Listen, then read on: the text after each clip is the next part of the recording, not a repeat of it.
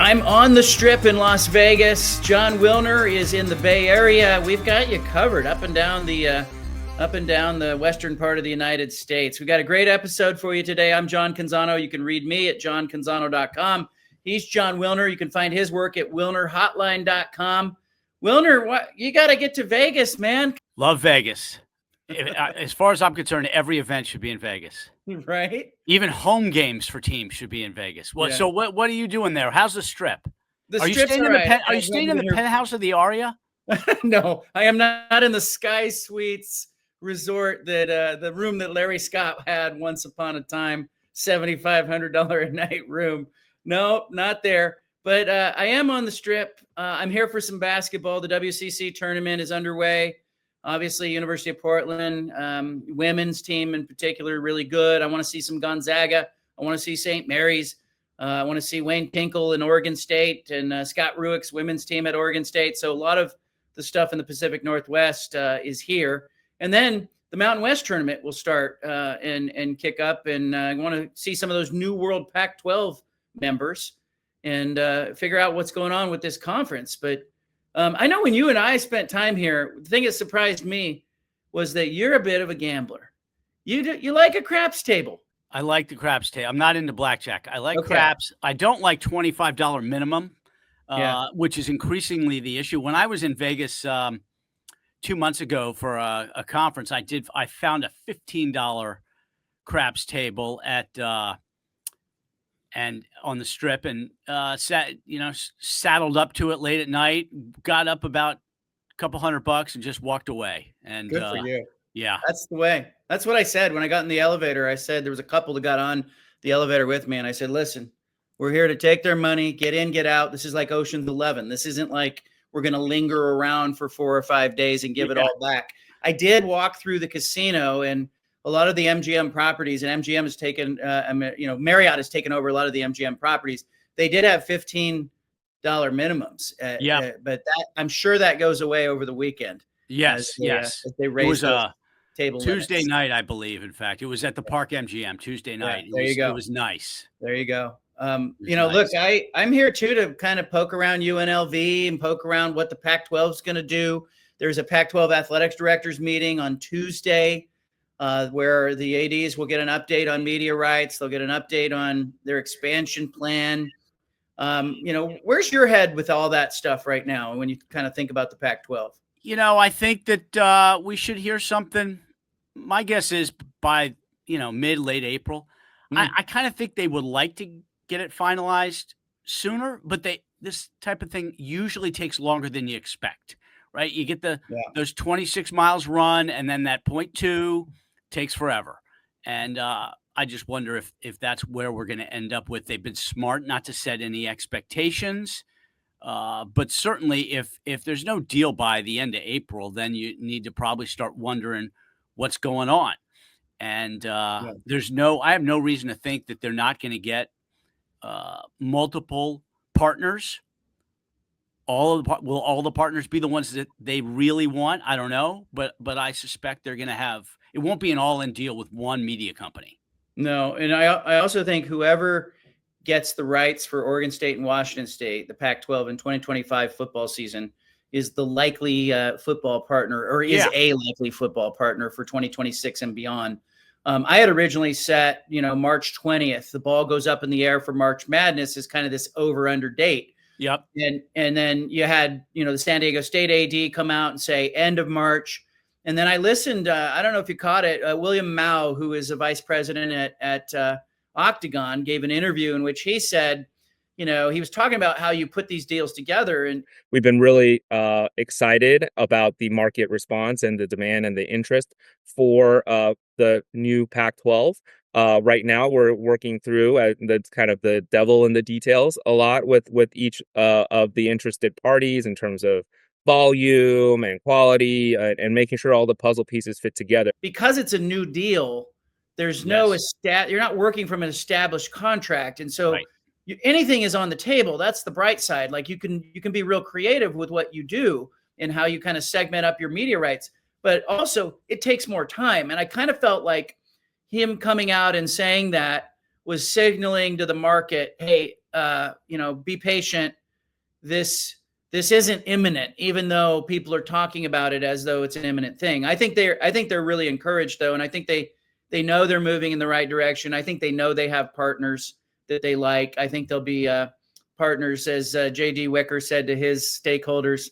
It'll be entities that you're familiar with. Yep. And I also think there's a distribution for some of the Olympic sports that's on the table, and I think they're going to get that. But I'm now looking at over March 20th. I like I've heard end of March, I've heard early April, but I wouldn't be surprised too if they try to beat expectations a little bit by saying, hey, look, we've got a deal in principle. It's still being formalized. Remember, the Big Ten's deal with Fox took, I think, months before they got a finalized deal, yeah. right? They sort of announced here's the memo of understanding. Right. Here's what everyone's going to get. And then there was a much longer protracted process, if I recall that correctly. Oh, for sure. I mean, the college football playoff deal with ESPN for 2026 to 2031, that was agreed to last spring. They still haven't signed the long form contract, I don't think. So it's definitely going to be a deal where they get the memorandum of understanding, what the framework of a deal, and that goes public, and then the details get worked out over time, right? And they have so many pieces to fit into this puzzle, right? Including media rights, but also how does that impact the membership issue? How does that impact what sports they sponsor? How does that impact their championship events, right? They can have a football championship game, for instance. So lot for them to resolve, and I would expect that we'll get some answers starting in second half of April. If you want to read the tea leaves a little bit, I am told that they're having those sports sponsorship conversations right now. And so I do think they're sorting out, are they going to be a baseball conference or is Oregon State baseball going to have to go play somewhere else or be an independent?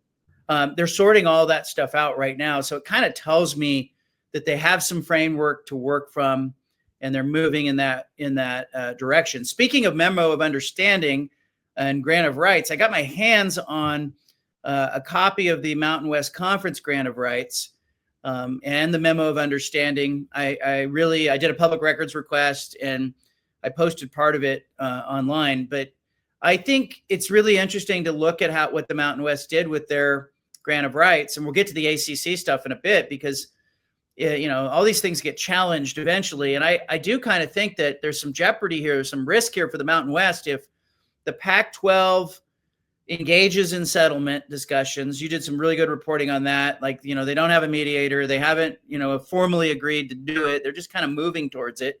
If the Pac-12 does settle with the Mountain West, the amount of dollars that change hands matters, because that grant of rights gives, this $61 million first bucket of money that the Mountain West is going to distribute 24.5% to UNLV. If it's not $61 million, UNLV has to start thinking about, whether or not this grant of rights is binding, whether or not they're willing to take some risk and maybe make a leap to a conference that has a better media rights deal. I mean, there's a lot here that's, up in the air. And, I was told that the Mountain West had filed with the court for a stay on the March 25th hearing. I checked with the court. They don't have it. There's no filing as of yesterday. So, attorneys will tell me that these things happen. Like, you can get a filing pretty quickly, but still right now, there's no formal plan to mediate. The sides just are saying, yeah, we would like to mediate. They would like to. That's right. So I would suspect it will happen. March 25th is the hearing in the Northern District of California for the Mountain West's motion to dismiss. Now, remember, everybody, there's two different lawsuits here. There's the poaching penalty lawsuit, which the Pac-12 owes the Mountain West $55 million. And then there is the exit fee lawsuit filed by Colorado State, Utah State, and Boise State over their exit fees to the Mountain West, which are roughly $20 million each minimum. So we're talking about hundreds of, $100 million, maybe $150 million at maximum here.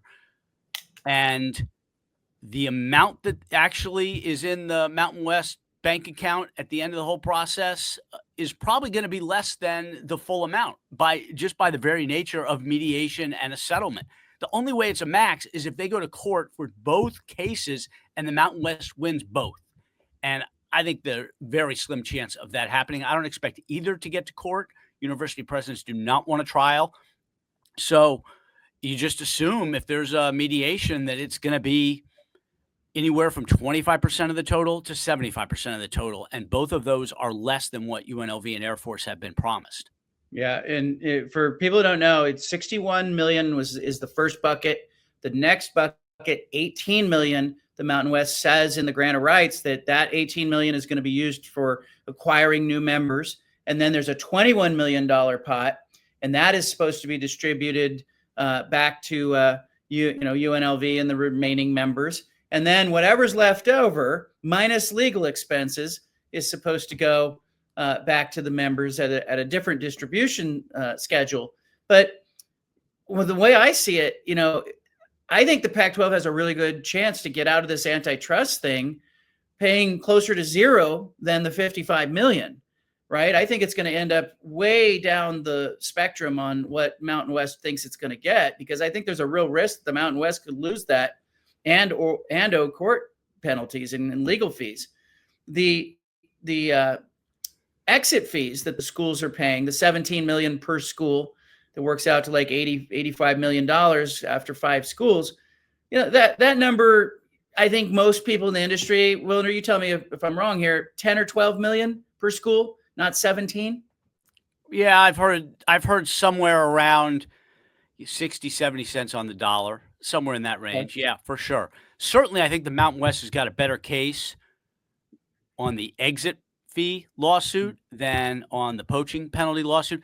The poaching penalty lawsuit, to me, is going to come down to whether there is documentation that both sides knew the poaching penalty was an antitrust violation before the scheduling agreement was signed and announced in December of 2023. I think my hunch is that there is documentation.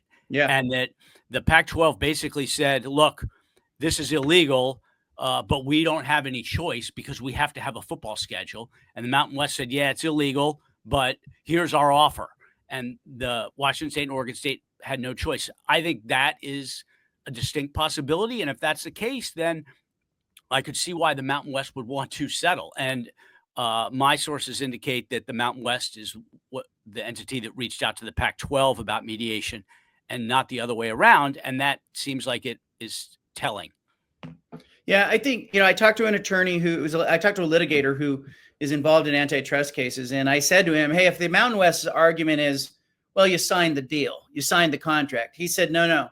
Matt Wand is with us. He is of counsel with Lynch, Murphy, and McLean. His focus in his legal practice is litigation. The argument from the Mountain West will be, hey, you knew it and you signed it. How much does the Pac-12 signing that deal matter, Matt, as it pertains to the Pac-12's case?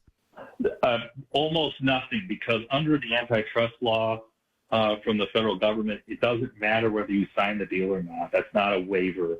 This is a law that promotes an important public policy of making sure that we don't have monopoly practices. So that's not going to matter at all. I think that there's a real sentiment on the Pac-12 side that, if that went to court, that they would end up paying nothing on that. So, but even if they don't, let's say they settle, university presidents are risk-averse people. Both, you never see these lawsuits go to court. But if they settle, and let's say that the poaching penalty lawsuit gets settled for 5 or 10 million, and the exit fees are reduced to 10 or 12 million, suddenly the Mountain West isn't delivering on the promise it made to UNLV. And if the Pac-12 can offer a better media rights deal, and oh, by the way, since we're not paying 55 million to the Mountain West, we'll offset some of what you thought you were going to get. I kind of think UNLV has something to think about there, don't you? Absolutely, they do. No question. I mean, to me, there's little.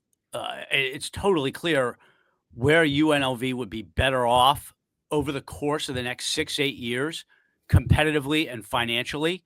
And quite frankly, I still am mystified that UNLV's administration said no to the Pac-12 back in September. I thought that was a borderline malpractice given the state of affairs. But we'll see. And we also don't know about the Nevada piece, right?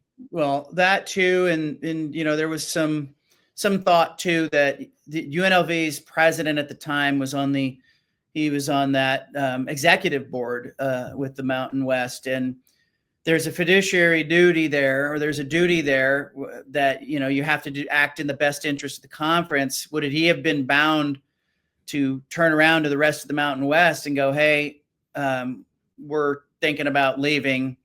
There was some problems there. There were some tentacles there that don't exist anymore. And in fact, the university president is now out. And so you've got a provost running the campus. You've got the regents looking at a $20 million fiscal year deficit. UNLV is in a really interesting financial pickle, and the Pac-12 could potentially be their exit plan if the Mountain West doesn't have the money. So we shall see how that unfolds. Speaking of money, how about the ACC and Clemson and Florida State? What did you make of that settlement there? Clemson and Florida State certainly were big winners. The ACC was also a winner in that it got stability for at least 5-6 years, and that's good for the other 13 schools, football playing schools that don't necessarily think they have an exit or an escape hatch down the road. This was a huge deal for college sports. Ramifications from coast to coast, up and down the conference hierarchy on several fronts. One is the precedent that has been set with a revenue distribution plan that's based on TV ratings, partly based on TV ratings over a multi-year span, right? They're going to take, ACC is going to take some of their money from ESPN and they're going to distribute it based on how many eyeballs you got on you. And that is new. And it is, to this point, everybody has been in equal share mode, and the ACC is not going with equal share mode. And that is, I think, going to be adopted down the road by the Big Ten, the SEC, Big 12, right? I mean, I've used this example before, but Ohio State is going to get tired of taking the same paycheck as Purdue. And Michigan is going to get tired of taking the same amount of money as Minnesota. And that's essentially what Florida State and Clemson said in the ACC. And now there is precedent at the power conference level. So that's one of the key elements. The other is the reduction in the departure fees starting in 2030 down to $75 million, manageable number. It essentially says we are locked in until 2030, and then the door is already ajar. And for $75 million, Florida State, Clemson, North Carolina, Miami can get out. Will they have a place to go? I suspect they will. Maybe not right in 2030, but certainly in the early 2030s. So the landscape is settled at the power conference level for 5-6 years, and then the chances of upheaval are very high. Yeah, so I think there's certainty there, and I think what they're saying. Look, the Pac-12's plan is from 2026 to 2031. You have a chance to get your feet underneath you. You have a chance to bridge to somewhere else if you're Boise State or San Diego State or Oregon State. Go invest in your programs and matter. The ACC is saying the same thing, because if you are an ACC member right now and you're not investing in football first, you are going to get left behind. You're not going to get the same revenue as your peers. You're not going to have the viewership that you need to get to capitalize on that new model. And when the door blows off the hinges in 2032, you're not going to be positioned for what's next. So there's an arms race like never before. I also thought it was interesting that our old buddy Bob Thompson, the retired Fox Sports Network's president, was the court-appointed mediator in that deal. And he popped up, and I think it's smart. I was told that they had considered a federal judge and that they were going to have a hard time getting a federal judge up to speed on media rights. And so the sides basically just said, let's get somebody who understands media rights into the room, because this is what's driving the conversation. So if people aren't following Bob Thompson on Twitter, he's mediating this whole thing. And so Pac-12 You know, 4-time guest on Canzano and Wilner, Four-time by the guest. way. He Yeah. is the Tom Hanks of Canzano and Wilner. In fact, get him a T-shirt.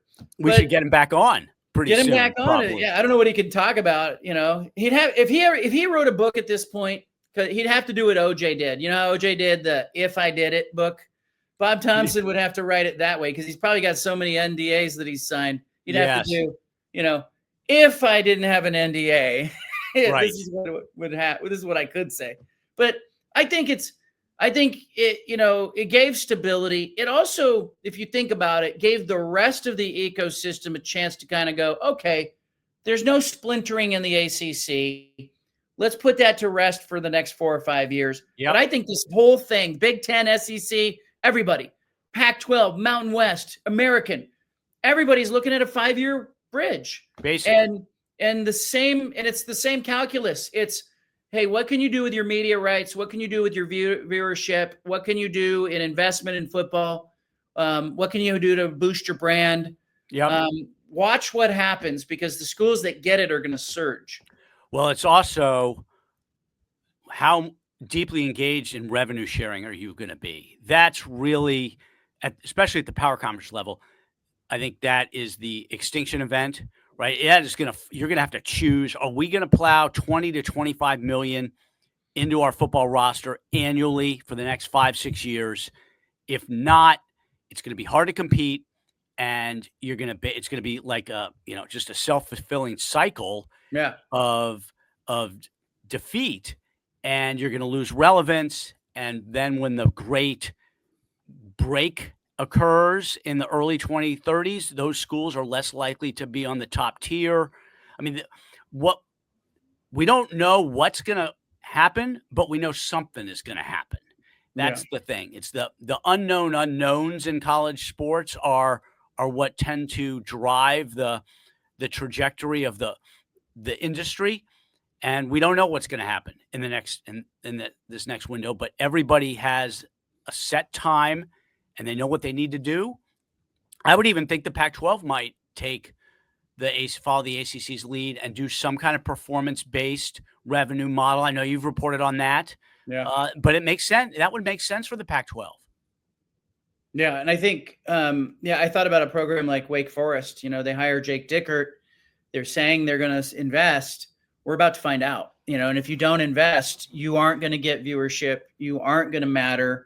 And it is a total self-selection thing for these schools now. It's the university president and the trustees looking at the alumni, the boosters, the coaches, and going, are we in or not? And right. And there will be a separation that happens here. And I thought about schools like Wake Forest and Vanderbilt and Purdue as well, because as much as Oregon State and Boise State and San Diego State want to punch into the Power Four, the cost of doing so is now becoming apparent. Like, the investment level that you have to have is becoming apparent. On that note, what else we got? Good pivot point to investment in football. The University of Oregon, that's right, has amended Dan Lanning's contract. 6 years left on this deal. He was getting like $9 million a year. It'll be bumped up to $11 million a year. I don't know what you do in that case. If you see Dan Lanning, do you text him a congratulations? How is it awkward? Like, what do you do when a football coach gets a $2 million a year raise, but Oregon clearly going all in on Dan Lanning and raising the bar? It seems to me like this is the third contract adjustment Lanning's had. Is that right? Yeah. At least a second, probably the third.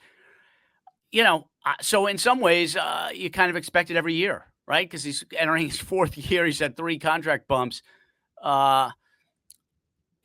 Oregon is doing what they need to do to protect their investment in Lanning and in football. And I think a lot of it is just based on stability and it's not even a gamble, but the belief that having the same coach in place during this very tumultuous time in college football is, there's a value in continuity, a dollar value attached to continuity. And that's part of the reason they're doing what they're doing. Yeah. And remember what this program went through. It was 28 years of continuity with the assistant coaches and then it was followed by chaos. It Yep. was Mark Helfrich to Willie Taggart to Mario Cristobal to Dan Lanning in a way that nobody in Eugene was comfortable with. And so now they've got Lanning. And if you think about Lanning, he's talked about he and his wife Sophia would like their 3 sons to be able to graduate from the same high school. He dragged them all around the country to all these different jobs. He told me, he said that's their dream. The 3 boys get to go and graduate from the same school. They really want to get that stability. Lanning's parents were both school teachers. Lanning himself went to William Jewell College. So it's not like William Jewell is going to come calling for him. So if you're the Oregon Ducks, you're up against, probably an NFL offer, maybe the Kansas City Chiefs, because he grew up rooting for that team. That would be the job I think that would appeal to him. Or maybe a high-level SEC job if Kirby Smart left Georgia or something like that. But I don't think this is necessarily about putting more pressure on Lanning. I've heard that narrative out there. I think there's already pressure. I think you're right. I think it's more about stability. It's more about, we'll give you more money, and the buyout is crazy. No one's going to come get him. If Andy Reid left the Chiefs, maybe there's a conversation there. Yeah. But I think this keeps Lanning and his family in Eugene happy, moving in the right direction. And I think it was probably the plan all along. And it's interesting because I talked to him after his first extension, and he was, I think, much more in a family mindset. Like, okay, this is this is going to give us the opportunity to stay here and really be here. And he shared with me that they wanted the kids to go to high school together, and he never really was a candidate at Alabama, but he really did a nice job of getting out there and being like, the grass is not greener. But I'll tell you this. The money's pretty green, and Yes, Dan it Lanning's is. got it. Yes, it is. And this is one. Lanning is an example of why there's revenue sharing with the players, because he's making 11 million now. His peers at that level are making 10, 11, 12 million. Schools are giving contract extensions even when they don't necessarily have to. And it's hard to argue that the players shouldn't get any of it. And that's why that is the root of this giant lawsuit that is ushering in the era of revenue sharing. And Oregon's coordinators I saw are getting little pay bumps. Yeah. That's why we are where we are in the broader landscape. And I love Kenny Dillingham kind of celebrating Dan getting the extension, his old buddy. You know why? They're all in this racket together. They're all driving up the market. Driving up the market, getting stability. And Dillingham got a new deal too. Yeah. He's going to be one of the highest paid coaches in the Big 12 after being one of the lowest paid. So yeah, that's it. You know what? It's your investment, and it's smart. And that's why we've got revenue sharing. Yeah. And it's funny you mentioned Willie Taggart. I always forget about Willie Taggart at Oregon. He's like Gerald Ford, right? I kind of he was a coach. He was a president for like 2 years. I don't think his kids ever moved or enrolled in school. I think I saw them, but I don't think that they ever changed schools. He took that Oregon job, and it truly was a stepping stone. And look, I don't begrudge anybody who negotiates their deal, and whatever these schools want to pay, whatever the market dictates, good for you. But along with that does come expectations, and does come the reality that for most of these coaches, and they probably wouldn't complain because of the money, but for most of them, it's going to end in a way that isn't their way. And so we'll see how it ends for Lanning. His trajectory 1, 2, 3 years in, last year being undefeated, being the 1 seed in the tournament, it's all positive trajectory. But now it's about breaking through the ceiling. So what's the expectation in Oregon, you think? Let's just say your average Oregon fan lives halfway between Eugene and Portland. Let's say they live in Salem. Oregon fan, what is the expectation for next year for the Ducks? Whether the Lanning's contract bump is part of the expectation or not, what do you think people feel like he needs to do next year?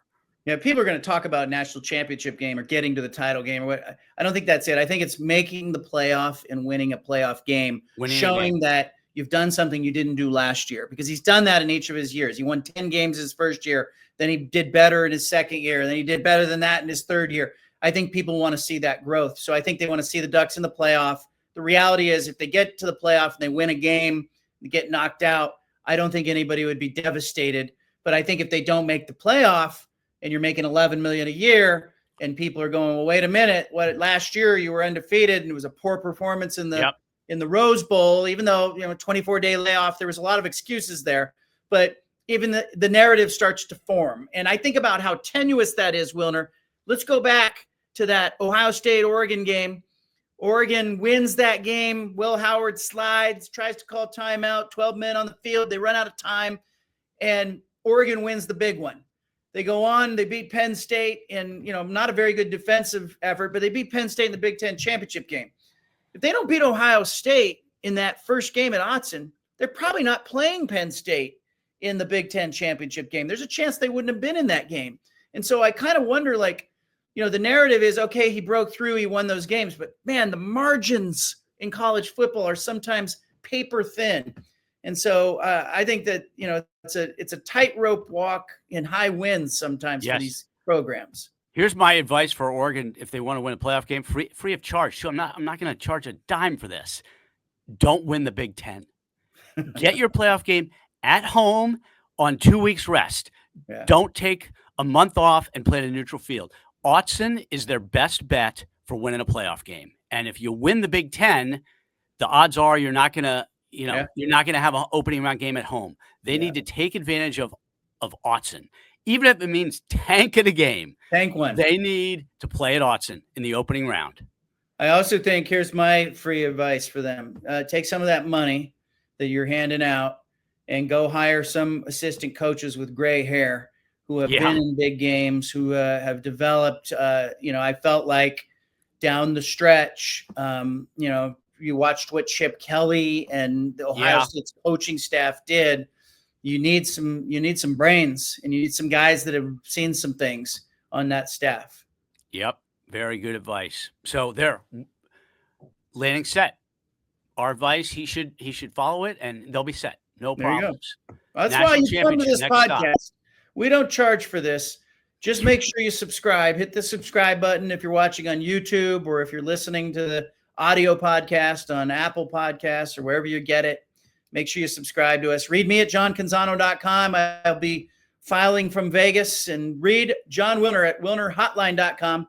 We'll be back next week with an episode and a likely pretty cool guest. So make sure that you are subscribed and catch us next week. Have fun in Vegas, my friend. Thanks, everybody.